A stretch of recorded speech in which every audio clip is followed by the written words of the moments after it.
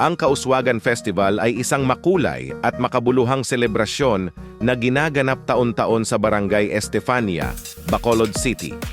Ang salitang kauswagan ay nangangahulugang kaunlaran o pag-unlad. Nagsisimula ang pagdiriwang sa pamamagitan ng isang misa, pasasalamat na pinangungunahan ng mga lider ng barangay at mga residente.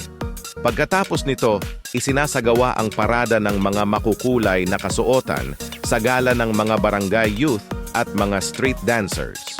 Isa sa mga tampok ng festival ay ang street dancing competition, kung saan iba't ibang grupo ng kabataan ang nagpapakitang gilas sa sayawan, suot ang mga makukulay na kasuotan na sumasalamin sa kasaysayan at kultura ng lugar. Ang mga sayaw ay sinasabayan ng masiglang tugtugin at masining na koreografiya na nagpapakita ng kasipagan, pagkakaisa at determinasyon ng mga tao ng Estefania. Ang Kauswagan Festival ay hindi lamang isang kasiyahan, kundi isang pagkakaisa, sipag at malasakit sa isa't isa.